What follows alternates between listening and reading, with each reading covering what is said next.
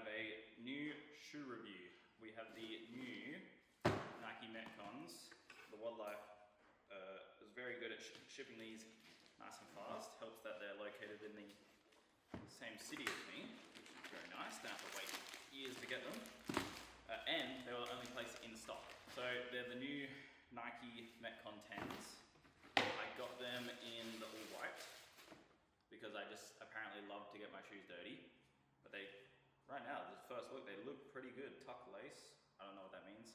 But for the longest time, I've been a Nano user. So these are the Nano X3s. I haven't upgraded in a while and they're falling apart in some parts. But the reason I use the Nanos the most was because they have a little bit more of a heel than the Metcons. You'll see here I used Metcons as my first ever shoe, and I had them as my second, and then I switched to the Nanos. I had the Nano 8s, which were really flat, and then 9, 10, and so forth, they added a bit more of a heel. And for the longest time, I wasn't using lifters, so these were like perfect. They have a bit more of a heel. I find they're a bit more like solid than the Metcons, so they're not as good for running, but they're a bit better for the lifting side of stuff, a bit more stability. Whereas these are probably a little bit more flex. Actually, I don't know if they're not worn in, but when I was using Metcons, they were nicer to run in, a bit flatter, but I'm gonna test them out in today's workout, let you know. There's a rope climb, so these probably aren't gonna be super white for so long, but that's fine.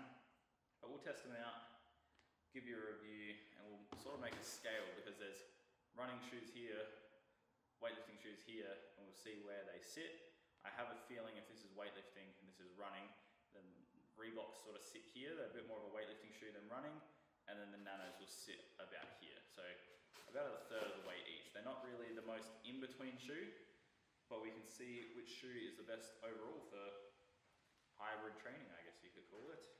That might get some clickbait, but yeah, we'll see.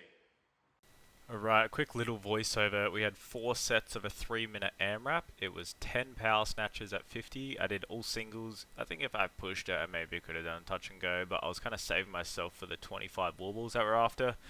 The first 3 sets, I did 17 and 8 wall balls, just to give myself a little rest before the rope climbs, and then the last round I actually did 20 and then 8, so I did over 25 by accident.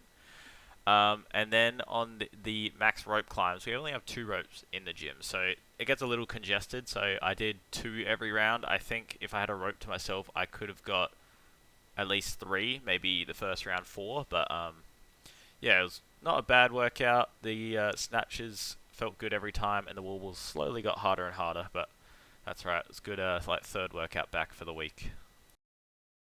Oh, alright, well, I don't think there was a better workout to test the old shoes out on. Let me take it off.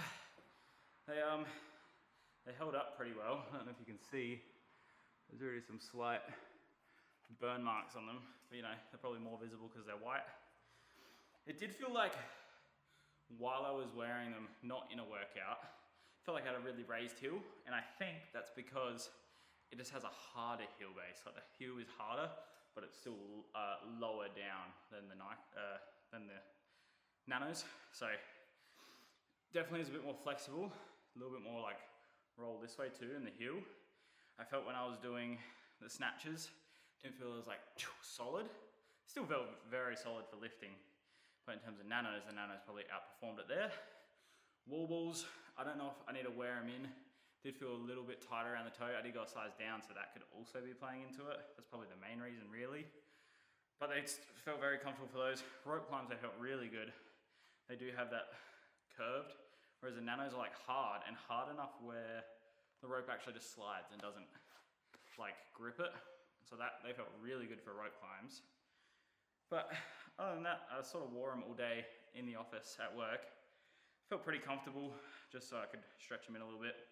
The thing I do really like the most is they've got this little laces pocket in there, so you can tuck the laces in once you tie them, and they're out the way. So for like double unders and just tripping on them in general, if you have your laces really long. For my Nanos, I actually tuck them into the bottom laces, so that was really nice having that. I didn't know I had that before I got them, because I saw this little lace tuck logo there. I was like, what's that mean? And I figured out it's who would have guessed for tucking laces, but pretty good. I think on a scale, let me grab the Nano. I don't have the runners on me, but this is the lifting scale, lifting on this side, runners over here. The Nanos would probably place here, better for lifting, not as good for running. These will place here. So, yeah, sort of, there's nothing exactly in the middle, I don't think. Haven't tried any of the like TYR, like tire brand stuff, any of those lifters. Haven't really tried anything apart from Nanos and Metcons. So, as far as I know, they're the only two options. You can hear a chainsaw in the background.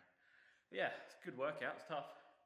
You'll see me, I'll put up a little workout before this.